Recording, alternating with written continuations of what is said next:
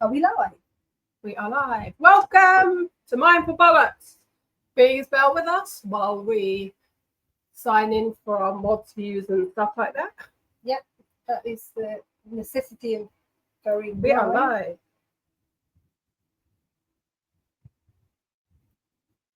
How do I get into the live? Luckily, no one's listening. Aha! It's live. Let me go out and backpacking again. Start watching.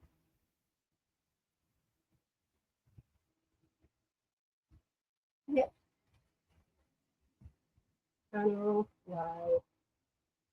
Start watching. Yay! Right. Into the chat room.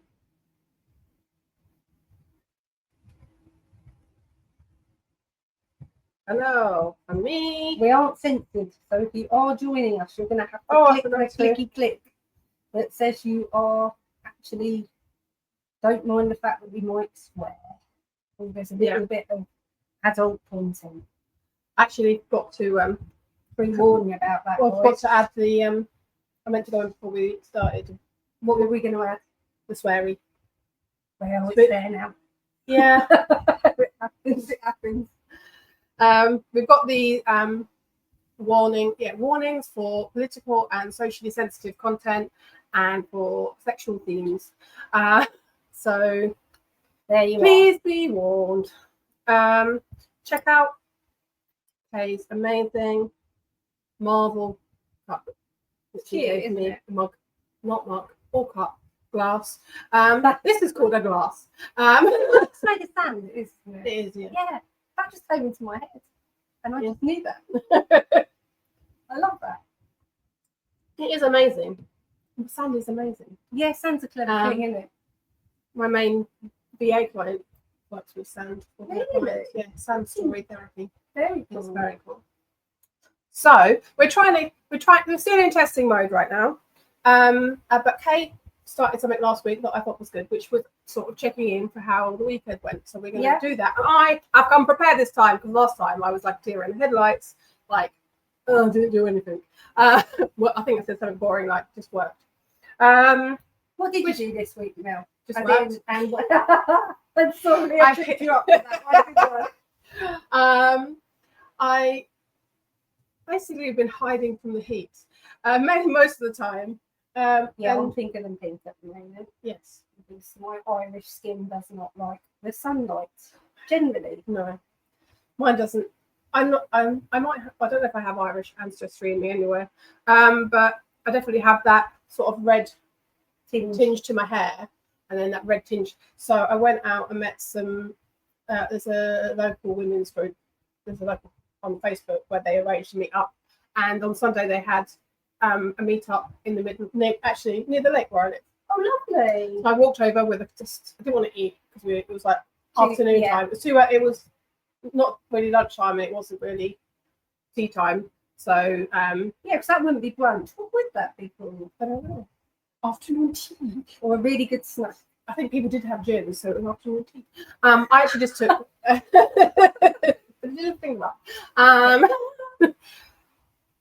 I think, and I was out there for about a good hour and a half, nearly 2 hours. And when I got back, it took me about. I didn't get sunburn because it was 3 till 5. Yeah. I was a bit after 3 when I got there, but I was blotchy as hell, so I absolutely feel the itch as well, and the ick. It's like an itch I've as got- well. isn't recently I've been like around here. I've been really itchy. It's like Yeah. it's even if I'm not wearing anything. Sorry, too much information, but just I think it's the heat. I think it is as well. And I just think we are at that age as well where we're just. I think everything's just falling off and wrecking. It's nervous, isn't it? No, I refuse to accept it. I'm not. I've already said I'm not humaning anymore. No. I'm just going somewhere else with it. Well, the things that I've put in my phone to talk about as things that have caught my attention this week. There's one thing I saw earlier today, which I thought was really cool to talk about, was something Daniel Radcliffe did in 2007. Right, what was that? I do like Daniel Radcliffe. Yes.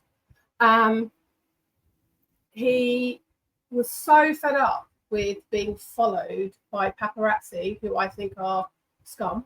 I hate the idea of paparazzi just intruding onto people's lives so much. We've just done it again, okay? There we go. So yeah, I absolutely hate the idea of paparazzi just really intruding on people's privacy. I think, I think keep that out. Yeah, if you're in the public domain and your main stream of income is being in the public domain, you've got to expect a bit of it. Yes. But everyone's got a right to privacy. Yes. And it's being respectful. Going through your bins and stuff like that. Yeah, that's a bit much anyway, isn't it? And just trying to find out, and then try long angle lenses. That's sort of that's the thing, though, isn't it? People can profiteer, can't they? Well, this is what happened. You see, this is his telltale scheming plan was just fucking fantastic. He wore the same clothes every time he went out for 4 months because it complete. I'm assuming he washed them, or he had several. You see where my mind yeah, is there. Yeah, mine did a little bit too.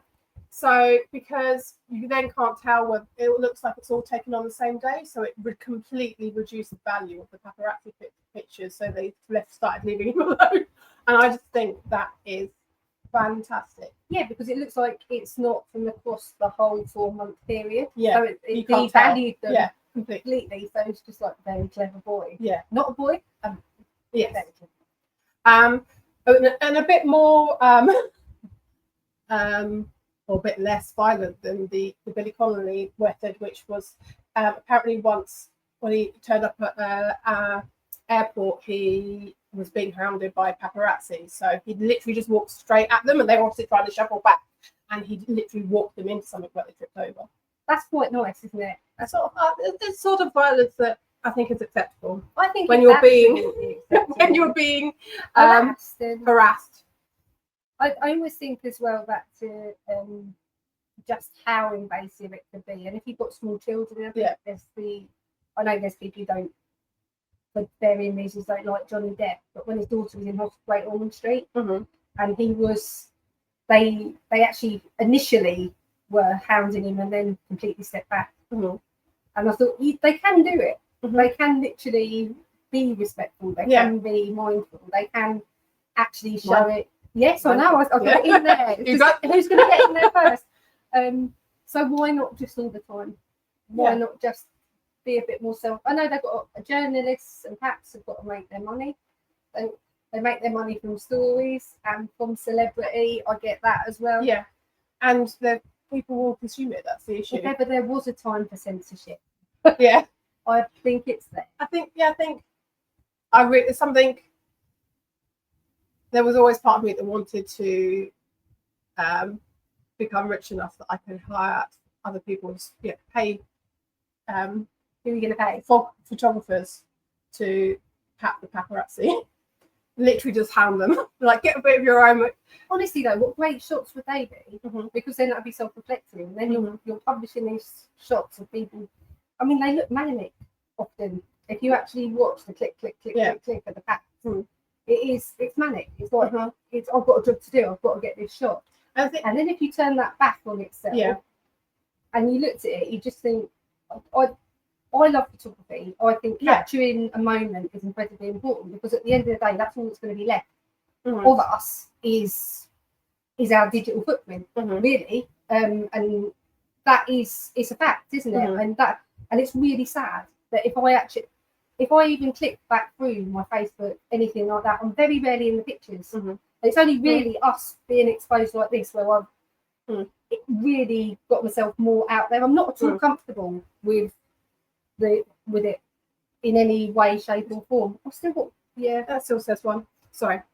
We have to see who's online and if anyone's following, and if it's just us viewing ourselves. We get a bit involved in our own conversation and then forget that other people are actually here.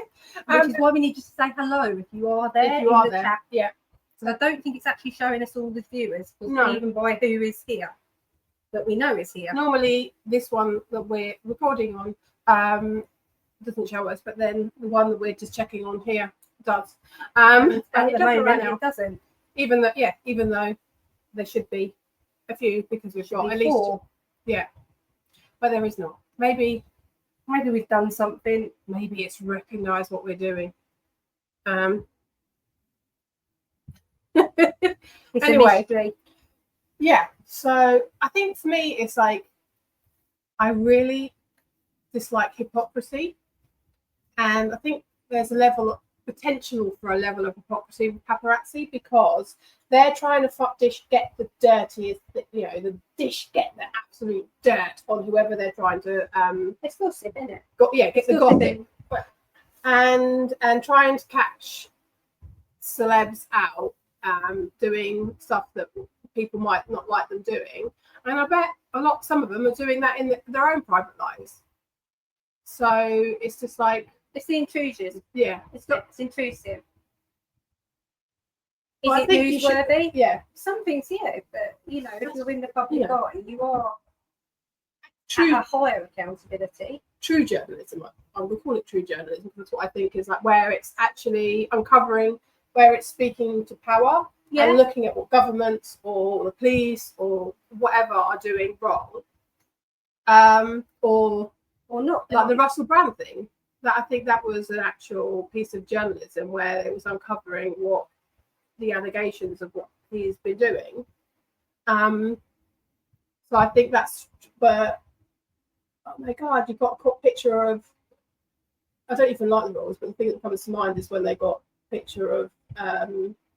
Catherine topless when she was on holiday. Yeah, she was on the South of France. Yeah. And I was just like, is that really news? Is that really news? It isn't news. It's not newsworthy. No, it isn't newsworthy. For some people, that's what. The reason that perhaps there is for some people. But didn't they manage to stop it being published in the UK? But they couldn't. Yeah, I think so, because of the journalistic laws within Europe at the time were slightly different. It was able to be published. Mm. Which obviously, if it's out there, it's out there. Yeah, especially in the days of the internet.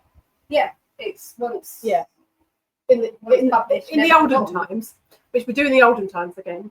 Talking of olden times, I got a post on a Sunday this week. What the hell is going on with Royal Mail? I'm not talking like registered post. I'm talking actual post. Whether it was put through someone else's door, they put it through ours. I don't know what's going on. I've had a few things through the post, and they've always been really damaged. I'm not really very happy with the Royal Mail. Obviously, I'm not very happy with the post office because it's so expensive. Or sub postmasters mainly. Why is that, darling? Oh, you've not heard about the sub postmasters thing? You must have heard about some. Oh yeah, the thing where they were basically falsely imprisoned. Yeah, I know all about that. So, I thought you meant the actual sub postmasters. I thought, why were you cross with them? It wasn't. No. They were sent to prison for not doing. No. Anything I'm crossed over the sub post. No. I'm very. It was the angry accounting system, wasn't it? Yeah, Fujitsu. Sorry, not Fuji. I apologise to Fuji. Bill, I didn't mean you. Fujitsu. She's still got paparazzi on her brain. That's why she said Fuji film. That's why. Yeah, I was watching. There's a psychiatrist, Dr. Paul somebody. I've forgotten his name now. I want to say Dunny or something like that.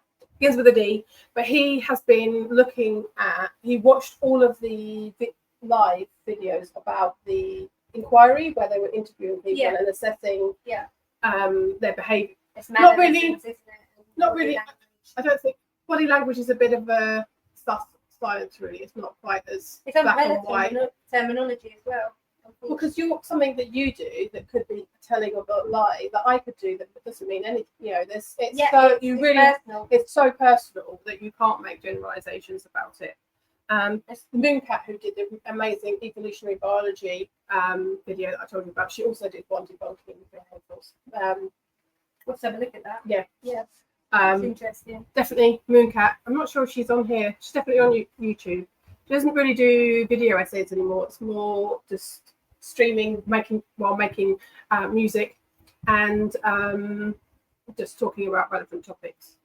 The other thing that I thought to talk about, I love a bit of true crime, so I was watching a bit of true crime, looking at a really old crime that happened in Nottingham, where this guy from Germany came all the way over and stabbed this guy, whose Oh, name God. I've now forgotten, because he was completely in love. They were all in this gamer community, and this couple had set up a forum, and he Right. fell completely in love with the woman, Right. and was just like stalker obsessed, and basically came and killed the boyfriend. It was just horrific, but it made me start thinking about our relationship to love and unrequited love, because I was thinking about myself when I was younger and how I had a very naive view of love. When I was nothing. Just that when you fell in love with someone, of course, it's just meant to be, and they were going to be in love with you. And so when I got it's been Disney eyes, completely Disney eyes. Like my mum was very much like, your first sexual partner should be your husband. Not necessarily that you don't do it until you're married, but I'm like, no. That does not even line up with the era we're from, of the 90s, where we were, Ladder. I'm going to move back. It was, everything had started, it was literally a sexual revolution, wasn't it? And the next one after you were allowed to be naughty again. Yeah. You weren't put back in sexual. Do you know what has really blown my mind? Is that women weren't allowed to get a mortgage on their own until the late 70s. I've done an absolute credit cards even later, I think. That is 1983 was the time where literally, if your husband pegged it, then your house, it wouldn't automatically go to you as the wife. It goes to the family member. What the hell is that about? That's not equality. No. That's never been equality. They think, we'll sort those bits out now, so we're completely like, no. Women are still getting paid in often, like, was it 83 pence in a pound compared to men? A pound, in each pound. So that's 13% down, 17% down, something like that. Yeah. It's also the fact that women's wages until the 90s wasn't taxed independently. It was like an add-on to men, to the main breadwinner. What's that? You can still do married. You can still have married person's allowance.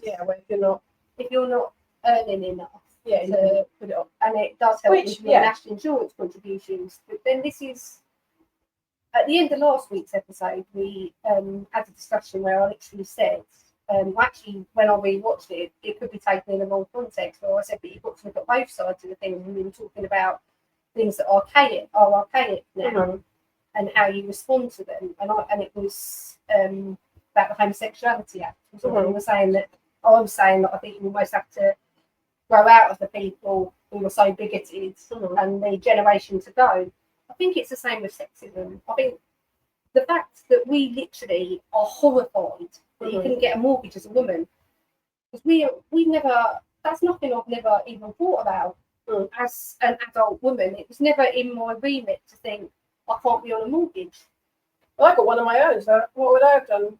My first house I bought on my own. You'd have had to have you'd have to have had a male, literally a male, to have been on the mortgage with you.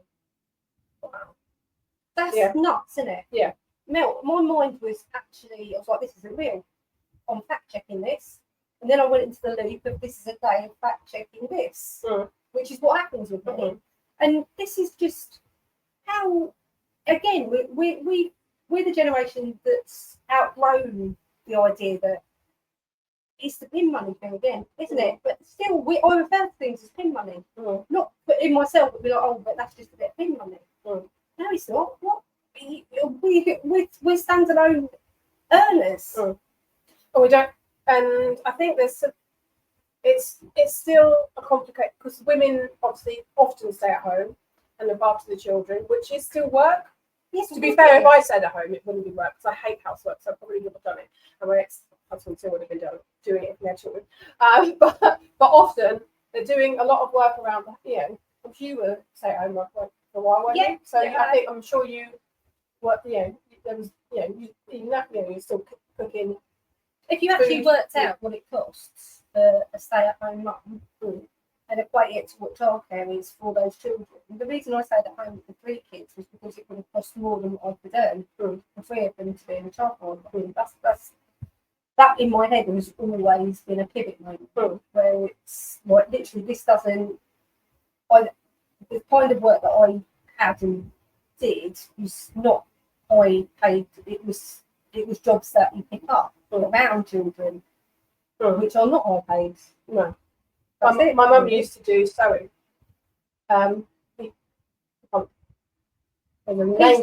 Piecework, that's it.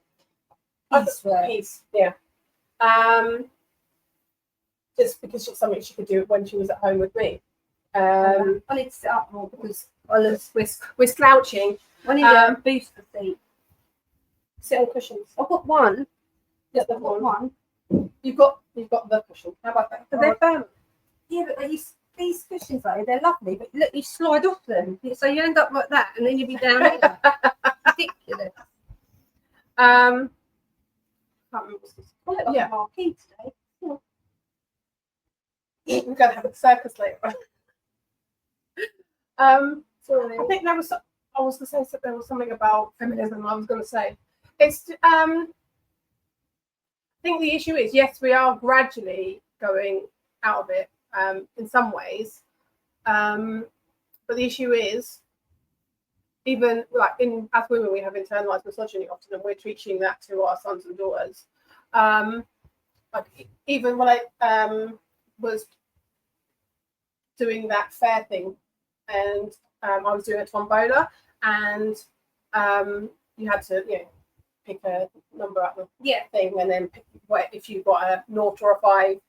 It's an English thing if you're not watching from anywhere else in the world, where you have little tickets and they have numbers from 1 to 999, and you put them all in a you have two sets of numbers, so you put them all in a thing all folded up so people can pick them, and then you put the noughts and ones ending 0 and 5 on prizes, and then if they get one with a 0 or 5 they get a prize. They get a prize. And this guy came up with his son or his grandson, I'm not sure which, and the prize they won was a doll, and he said you can't have that, it's for a girl. And I'm like, why are we still doing this? What did you do? Did you just let him have it? Oh, the dad wouldn't let him have it. So, oh no. And I'm like, I can't, because I was representing other people, so I couldn't really say anything. So I was just like inwardly seething. Was the lad all right? Yeah, he just accepted that he's not allowed. It's not a girl's toy. It's a girl's toy, not a boy's toy. And so I was like, I just don't understand why we still have that. Why do we still have gender-based things at all? Because people think that gender/sex is based on genetics, I suppose. Yeah, maybe. I think my mind was just somewhere else for a minute. Just like why can't men wear makeup, nail varnish, dresses? But they absolutely can. And like they without getting without they should be able to. There's a guy called Brighton, I can't remember his surname, that he rocks heels and a skirt, and he goes to work in this really lovely like tight. He has the loveliest legs as well. Yeah, and it's not that it matters for anything is fabulous, but it's just, I'm jealous. Me too. And also, clothes do hang because they're made for a certain size woman, which is again a woman. But if you've got a fabulous figure, if you're male or female, doesn't matter. If you want to wear that, but kilts are bad as well. We think men look great. I think I look great in a kilt. Often men they're thought to have like no real hips, and women have hips, but there are women out there that don't have an hourglass figure and don't really have hips because. What do they call it? A boyish figure, isn't it? It's just got quite a boy frame. I want to say boy weight, but I don't know if that's actually even a word. No, I may have just 90s thing, wasn't it? Yeah. Did what's the name? Kate Moss. The weight. That was wasn't that heroin? Wasn't that hate drug? Chic. Heroin chic. Yeah, I don't know how to say that one. Adult themes. We do not condone the use of drugs.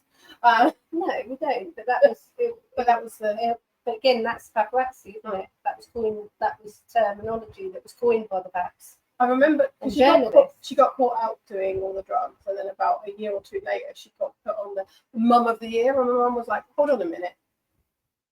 2 years ago, when she still had children, she was doing all these drugs. How can she suddenly be Mum of the Year? Doesn't really make sense." Just got really good PR team.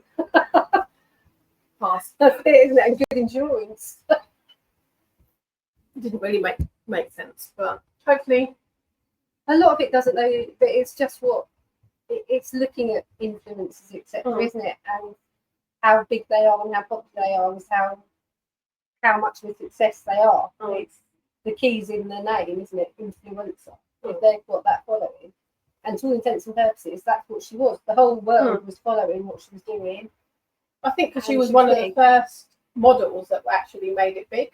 Yeah, she was incredibly young, and they were incredibly young. It's not really, and hopefully it doesn't ever happen now. But it is. When you actually look at it, she was modelling clothes that were being marketed to a demographic that was rich enough to wear those clothes that were middle-aged women.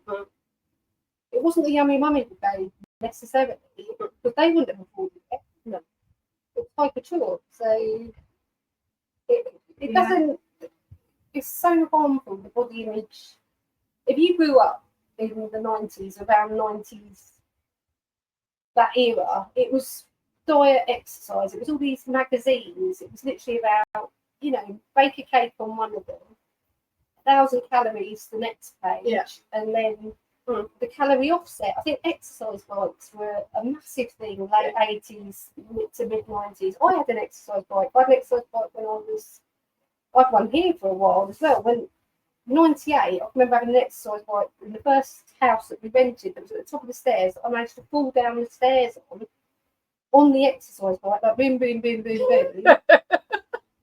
But it is impressive, but it's actually mental. It's mental that my mentality, an 18-year-old slip of a girl thing, was, well, I still need to have an exercise bike, so we'll put it in somewhere. This was a one up, one down cluster house, and because it was so important to maintain and be that, because it's the late 90s and everyone was, it shouldn't have even been in my mindset. I was doing 40 hours a week at work.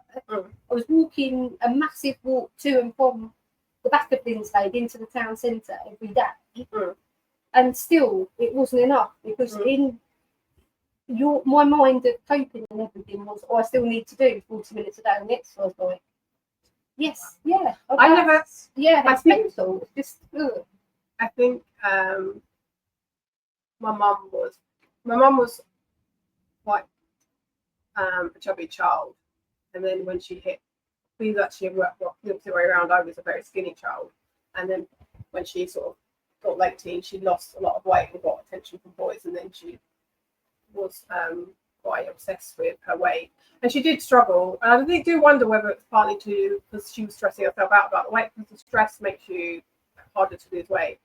But she was, so I think I almost screwed that, because I was like, I don't want to be like that. So I did have an exercise bike once, but I never really used it. I've been ball-less, as not in burlesque, just the shape of a ball, ball-less. And as I was a fat kid, which I'm not putting it up, what difference does that make? Fat is fat, and it's what it is. And then I haven't got the greatest relationship with food. Anyone who knows me and knows me well knows that anyway.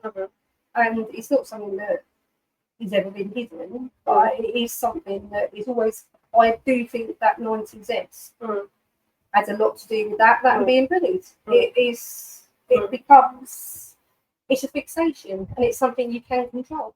I think I went probably unhealthy the other way, rather than not having food and trying to do too much exercise. I'm just like, nope, what the hell I like. And that's the rebellion. Still unhealthy relationship with food. Obviously my ADHD didn't help, which is now, so I was diagnosed last year with ADHD. Obviously didn't appear last year. I've had it all my life, and I really felt that, in a lot of my life I just had that real impulsivity, and just didn't necessarily think things through. I just thought, yeah, I want to do that. Let's do it. And it got me. Yeah. So yeah, I want to eat that because obviously food. There's all the like a dopamine chasing really. You know, the food. That's Eating your too many brain Chinese. Yeah, we'll get brain chemistry. Just like it just give me is. the rush. Yeah, but so many things are brain chemistry, and what makes you who you are. It's you don't want to be switching off all of your wonderful creativity. No, because I think manic mania gets you through sometimes. It definitely does me. It's just like, and I've had some of my greatest creative moments in mania, and that sounds really an awful and ridiculous thing to say, but it isn't, because it is almost what you need to put it all together to make what you're trying to create work. And it's also the fight or flight a little bit. It's like, I'm either going to actually throw everything at this, or I'm running the hell away. I'm leaving. I'm, changing postcodes and never going to see me again. But it is what makes us who we are, and we're all individual. And you don't want to be switching all of your magic off. No. And I've said this to you before, because I worry that, particularly with over medicating people, that it can become the zombie effects, like yes, definitely. And it can happen. It can happen. Yeah, I've taken antidepressants before, and it didn't. Some people say it numbs them. I didn't feel like it numbed. It didn't numb me, but it didn't really help me. It didn't really do anything. Yeah, but that's you. For another person, that could be the only way that they can get through, or actually manage to sleep, or to switch off. Or I have not had great experiences with the neither. No. And I know people have. They really I know help, people who they are fabulous for. Yeah. But it's all about finding your right balance. Yes. And it's like so many things. It's the right balance. I don't think seeking help with medication that helps you function and is in any way wrong. I think that's fabulous. I think it's no different to getting your right asthma meds or your right anything. Mental health is health. And it's just so varied now when you talk to anyone, and everyone's got such different ideas. And I think I really hate the fact that you often don't see the same doctor, or it's the same doctor who, or if they do see you, because they see so many people, they've got absolutely no idea where you were when you spoke to them the last time. And then they're actually asking you to go through stuff with them, and you're like, well, actually, you were the one who said this, so I thought because there's a disconnect, because the caseloads are so high. It's really hard. I think it's a woman to express that. It's harder as well. Definitely have family experience and personal experience of women's health being disregarded. I think the thing with mental health for me is that I have experienced this twice now. So when I first about 10 years ago, I thought I might be bipolar. Right. Because I hadn't really understood. But I knew that I could have sometimes, I'd have very, very highs and very, very lows. Yeah. Back in the day, it was manic depression, wasn't it? Yeah. So I went to terminology changes. The doctor, and spoke to them, and it referred me to the mental health ward at the hospital. And I said I wanted to deal with it through more learning to understand myself. And thinking what's happening. Because rather than taking medication, partly because someone I knew at the time sort of scared me about how it's going to numb me, and they don't really look at, you get a label, and then and then they look at you through that lens of that label and stuff like that. So and it's true, she would not talk to me about possibly talking to a psychiatrist or somebody until I agreed to take medication. And we literally went round in circles and circles and circles until I agreed to take. She gave me melatonin. That was the thing that we could agree on. That I was then taking something. You did think that, or I did. My sleep wasn't necessarily. It's a lot better now. I'm taking ADHD medication, but weirdly, but wasn't necessary. But obviously, sleep was one. But she wouldn't really listen to me. She just wanted to give me some. She just wanted to write a prescription. The minute I was very more aware of myself and other people, like their sensations and stuff, and I could feel like her body was going, right, now we can move on, because I've done this bit that it's like almost like a tick box. She has to have a medic. She has to have a medic. Almost like a tick box. Okay. Do you know what it is? It's a tick box. Yeah. So your spidey sense on that Yeah. was exactly right. So I can't go on to the next bit until until I've given her some medication. But then it's not. I think an awful lot of medicine is not looking at things holistically in the whole person. Unfortunately, no. I think it's just we've got this answer. This is, and then you're trying to put a round peg in a square hole, and if you don't look at, I think there's an awful lot of ourselves that if we actually look at everything that's going on, and if you get a practitioner who looks at everything that's going on, and they've got a better understanding of you, but it's time now. I mean, I don't know when you had your assessment and things. That would have been about 2015, 2016, I think. So you're looking 9 years ago? Probably 2014, I think. Between 2014 and 2016. A lot has changed in the NHS in that time.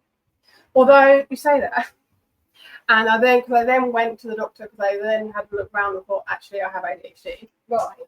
And the thing that triggered that was one, I didn't even realise I was anxious. My manager where I used to work said, God, your anxiety is really bad. And I was like, Is it?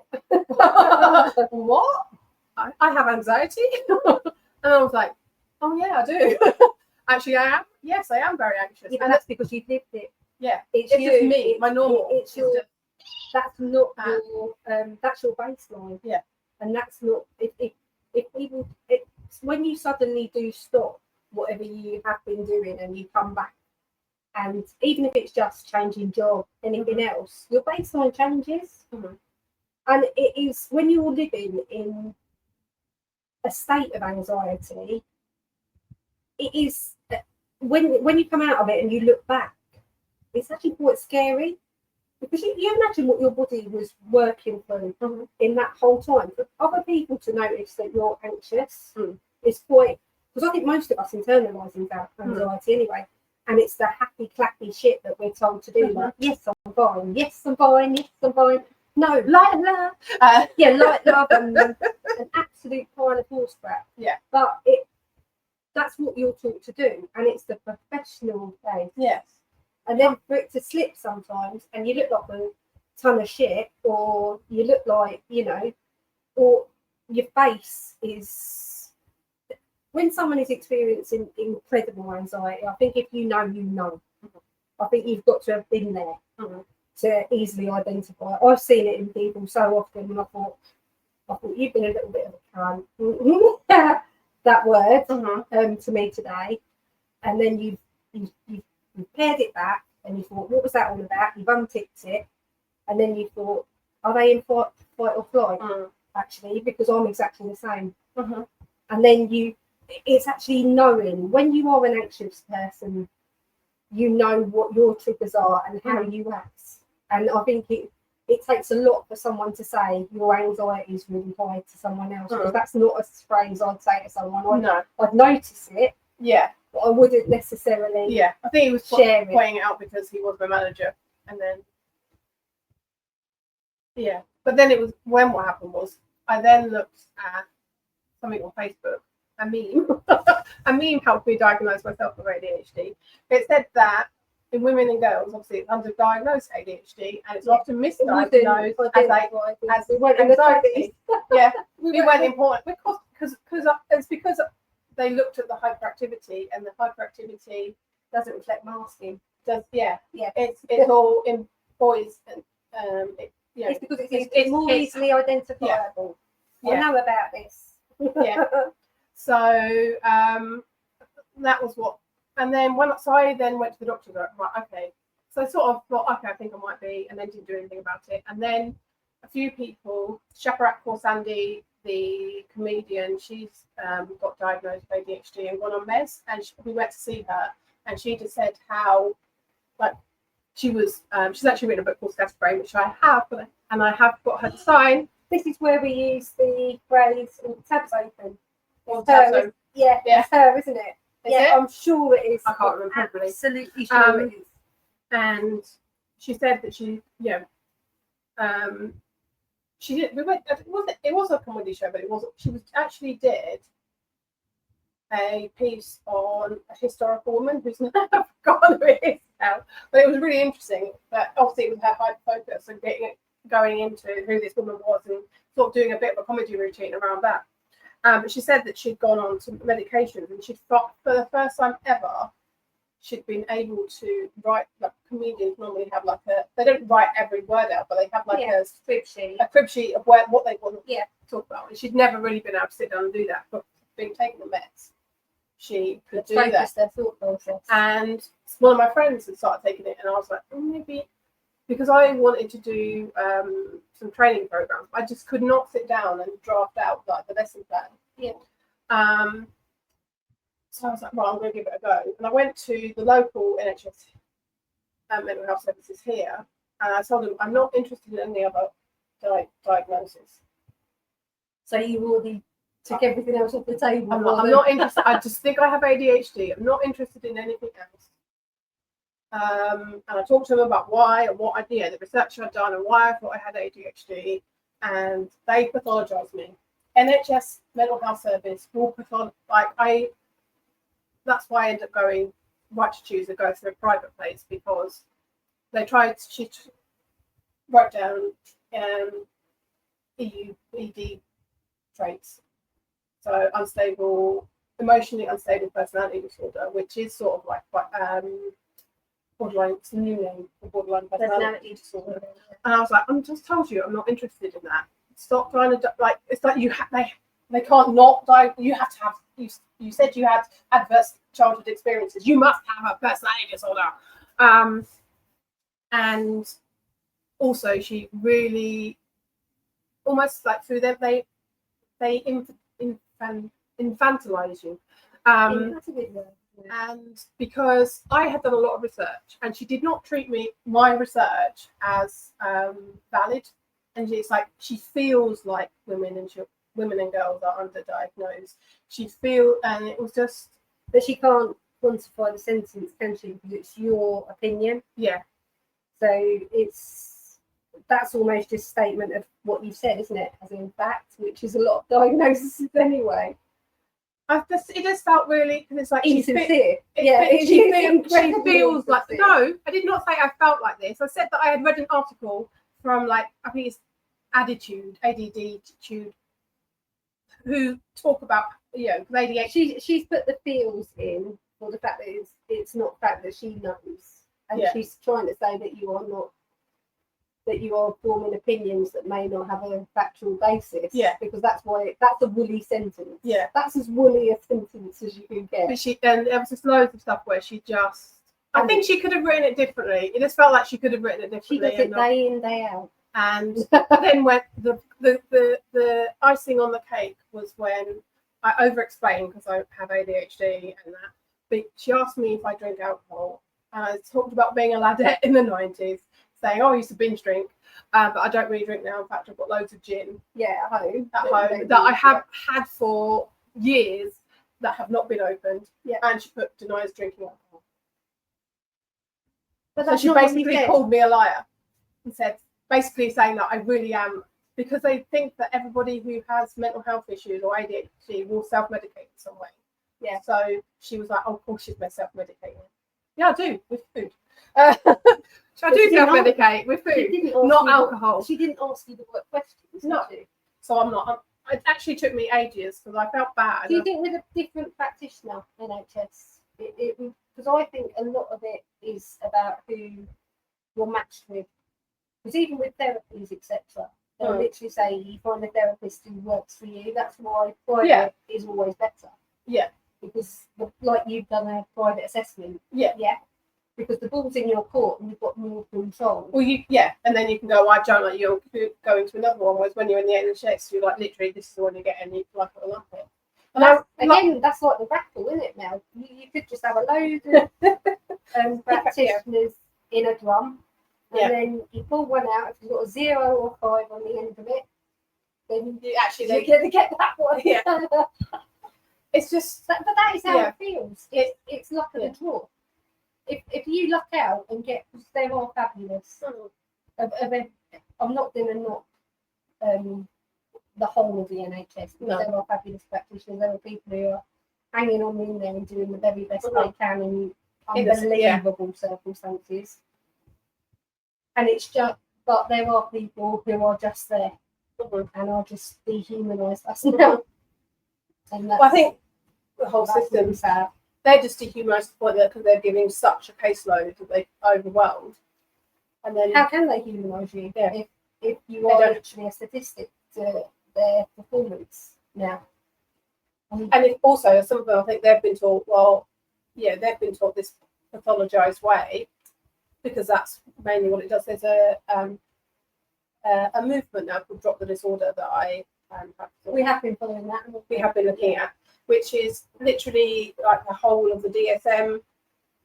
Because if you go back to bipolar, for our viewers, what's the DSM? The DSM is the Diagnostic and Statistical Manual, which I always call it the BDSM. So sexual themes. I'm off again.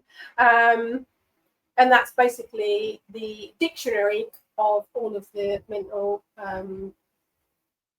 health conditions that you. And that is followed in this country. It's basically something that was created in America. And that's transcended. And it's now used in the UK. It was created in America because they have a for-profit health system where psychiatrists needed to be able to, the healthcare providers, insurance providers, needed to have like a little code, needed to have a condition to put to insurance on the insurance for the psychiatrist to charge against. So they made this manual of all of these conditions, and it was tiny to start with, and it's gradually getting bigger and bigger. They realised that the categories don't work. Yeah. Can you imagine if somebody actually went into an NHS hospital, had all their procedures, had everything that they needed to get done, and then you actually broke it down in the American system of what the costing would be? Oh, I have a story about that. I'll go. Well, I have a friend, an American friend, who he had a major accident, and then that resulted in him having a plate in his arm. Sorry for sharing this. He had a lot of issues, but it was a massive accident. But then he had another accident where he hurt himself and the plate got dislodged. Yeah. And I'm trying not to give too much away because that's probably his. But basically, he ended up going to his local hospital. They couldn't. He drove himself to his local hospital, despite having major issues with his arm. And they couldn't. He literally had to have the plate taken out.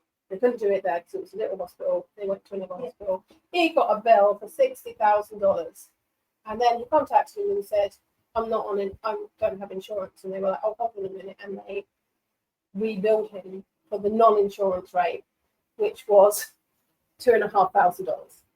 But that's the issue with insurance, is that you can escalate costs. Yeah, it's a little bit like vets, I think, sometimes. Now there's insurance, things suddenly get more expensive. I think that vets should have to have more accountability of what costs are going to cost anyway at the point of treatment. But that's another story that I ain't ready to share. Yeah. Well, we had a little bit of that with Highwacker when she had to have dental. That'll be our 4 or 5 minutes. It's time to close out now. So yeah, she basically quickly wrapping up the Highwacker story. Highwacker is my cat.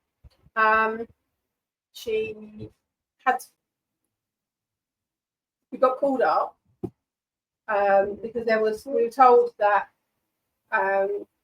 there was 3 levels. She was probably going to be definitely the second level, not first level of dental work. And when we found out, one, we asked her to, because every time I've lost a loved one, I've lost a pet, or both both my pets. So my 2 cats I lost when I lost my granddad. Same, and I lost my nan and my mum. The same. What does it say? We're offline. We're not here. Oh, maybe we are.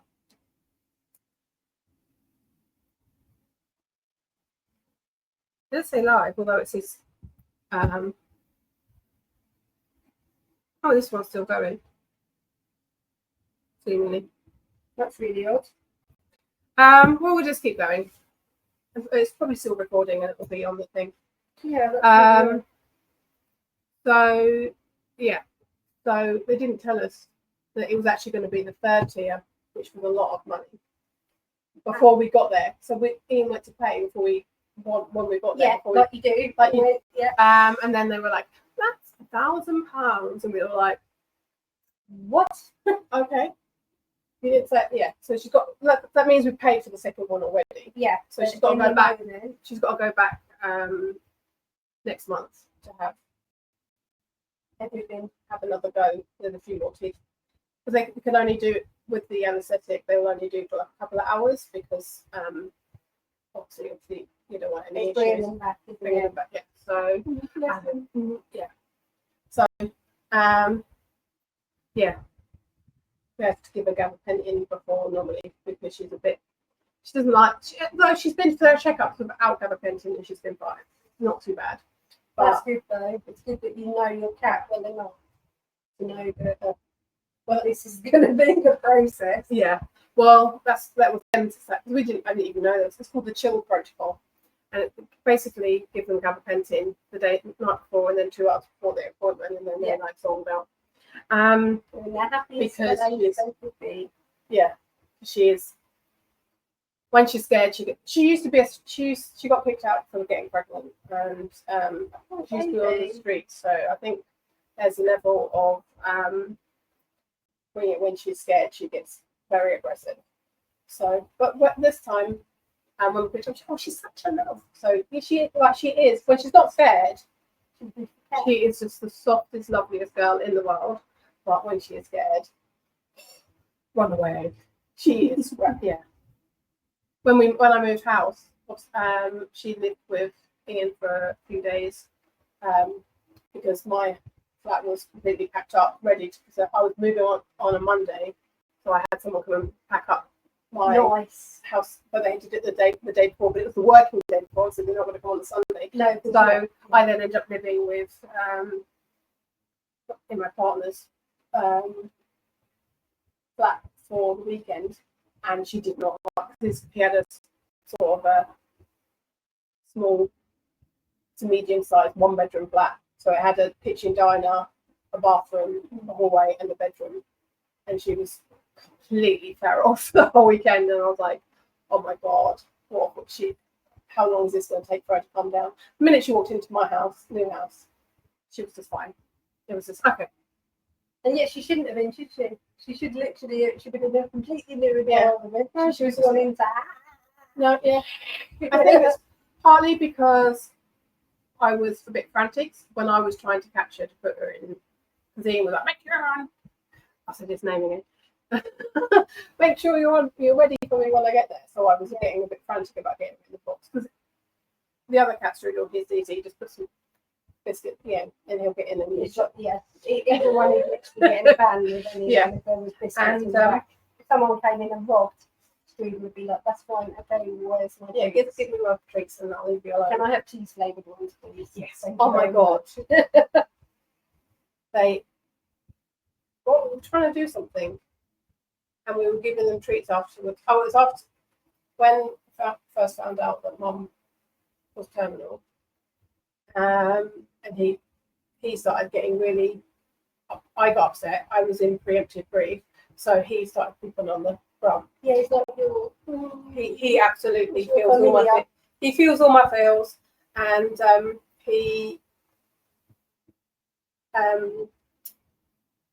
so we were rewarding him when he pooped in his tray, and I left the biscuits out, so he went for a poop in the night. Decided that he was going to reward himself, and then he ate all the treats I left him on the side. That's like me. Weirdly, I'm going to give myself treats every time I do some exercise from now on. I'm going to have a cream cake. I was going to say a big cream cake. Exactly. And then I'm going to do 3 minutes of exercise, and then have another cream cake. And that's probably going to be a fine calorie offset, isn't it? Yeah, exactly. Perfect. We've been having, like Ian said, don't weigh yourself at the moment, because I've had a few ice creams and Sunday yesterday. That's because they're delicious. They are delicious, and it was hot, so I was having ice cream to try and cool down. And because it's that time of the month, I was like, just don't weigh yourself. You're not going to be happy. Because I have lost a little bit of weight. One, because we have been doing You're walking walks. lots, aren't you? Not recently. It's been too hot. Yeah, but you were getting back. That's one of those things, though. It's better than what you weren't doing. Yeah, we weren't doing, and we're trying to do it like at least once a week. So it's because I think if you don't, then you get out. It's like just keeping that little thread to the habit. Yeah, even just as much as you can keep. Yeah, doing something is 100% better than doing nothing. Yeah, yeah, and that's what we're doing. Is like even if we literally, because before we were doing about an hour's walk. It's not far. It's not like a stompy walk. It's just meandering around. I'm not bored. It's just I'm tired. It's warm, and then basically, yeah. So that's what I'm trying to do. Is like we'll probably go for one, even later tonight. It's quite hot today, maybe tomorrow, just to keep that thread to we are doing it. It's in your mindset then that you can do it as well. And then the days you don't do it, you almost can think to yourself, I didn't do it yesterday, but I'm going to make sure I do it today. Yeah. And that's what happens. Yeah. You planted that tiny little seed. Yeah. It's just keeping that are really absorbent to habit forming. Mm. So when you can get the habit formed, it becomes almost muscle memory, doesn't it? That's although apparently ADHD not so much. But I really struggle. And that makes sense. It makes total sense with you now. For me, brushing my hair, cleaning my teeth is not a habit. I have to think about doing it every day. Like, what have I done that today? No, okay, go and do that. Isn't it funny? And it doesn't. It's really weird. Just but just so for me, it's just the exercise thing is just trying to keep. I know before I've been to the gym and we did it for like a couple of months and then a few weeks we don't do it and then it's a few months and what would gyms do if actually all the people who they signed up turned up? What would they actually do? Because I've just got this vision of one day it happening and everybody suddenly and the January collapsing. Yeah, the ceiling falls through. You know, everybody does it, don't they? You know, it's like, oh yeah, it's going to be for 3 years when I didn't go. I love you. I was always going to go back. I'm going to go back. That is just and partly because I had a social prescription. So I went to the doctors and had a fight with the doctors because they tried to charge me for signing the form because they would. Certain doctors, and if you live in Leighton Buzzard, you know which one I'm talking about. What makes you baby? So we're literally coming up to 48 minutes. Okay, I think then, thank you for joining us today. All of the opinions expressed are completely our own. Yeah. We don't completely fact check. If we've got something wrong, call us out on it. Yeah. Every day's a school day. We're happy to learn. If you've got any ideas for what you want us to talk about next, I'd appreciate that, wouldn't you? Yep. Send us a message. We've got we have got some subjects that we've already got lined up, which is medical injustice for women, things like that, and we are definitely going to be touching on that. We also medical bias. But I think there's more to that. I think there's a whole episode we can probably do on the women's side of that, and then look at the ethnicity element as well. I think that would be an interesting one. We're just throwing it out here now. You're still here. You're the third person. That's the third person in the conversation. And with that, I think we'll say bye-bye. I'm going to do my sensation-y thing. I'm not very good at vocalising this. This is a practice. You just have to. It's something that I was taught to do, and it's how to sort of connect the left and the right hand of your brain. So it's getting yourself back in your body. And I meant to talk about it at the beginning, top of the hour, but I forgot. So basically, it's a snapshot of sensation or something you felt when throughout this process of us chatting. And it's like location, temperature, texture, movement. There's like a whole thing. So I'm gonna say there was a moment when we were chatting that I felt like bubbly, warm, light bubbly warmth in my tummy, in my stomach. So there you go. That's good. So I'm not very good at this. I'm not very good at vocalising it. No, but it is practice. It's practice. Just so start with like think of location. As when you say as in location, In your body. In the body. While we were talking, there was times where I was actually incredibly happy and joyous, and I could feel that it was when we were actually. What was the sensation? Where was the sensation? Where did you feel happy? Here. In your upper chest. Yeah. Yes, yeah. Did it have you know that it was almost where you know like when you've got your belly up. Yeah. But when it's like that. Yeah. Where you do like that, and I think we'd said something where I think I swore or almost said the C word and caught myself saying it. Yeah.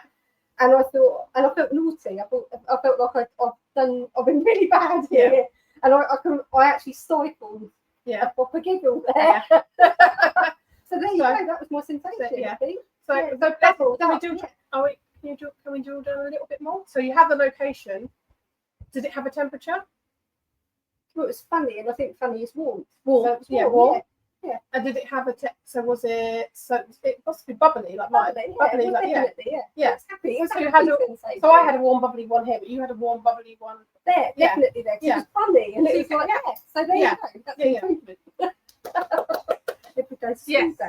It's just, and I think it's fascinating to experiment with, like really getting in touch with. But this is the holistic, which is what I think about everything. Anyway. Yeah. I think if you can understand where everything comes from, why you're feeling everything, you can unpick it a bit more, and you can also not. I don't think you should ever stifle yourself or try and hide your feelings, because I think if you internalise feeling, it's the worst thing you can do. It's going to go pop one day. Yeah. Well, that's the thing about limbic connection, which we'll probably talk about in another one, is that almost when you're around people who are limbically connected to you, you almost can't stop. There's like literally no point in stifling it, because they can feel it even if you don't. Yeah, even if you don't. Yeah. Even if you don't think you're transmitting it. That's how. Yeah. It is transmission. Yeah, it is transmission. The limbic system is the bit that people say this is a whole pile of horseshit and things. It absolutely isn't. Look at Wi-Fi. Wi-Fi's well there. That's it. I've gone now. I forgot we were still on. We're still on. So thank you very much. Anybody who popped in, I'm not sure. I think it's just been us. But we've had a good chat. We always love it. We are going to edit this down, and I think it will probably be going onto YouTube. I'll try and get it onto either Saturday or Sunday onto the YouTube channel after editing. But we're going to try and get it down probably to about 45 minutes. I'm thinking at. So we'll take out gaps and bits where we are completely aware that this is upside down. Yeah. We are completely aware about that. Okay, thank you very much. We were hoping someone was going to pop on and tell us, did you know? Oh, it's off.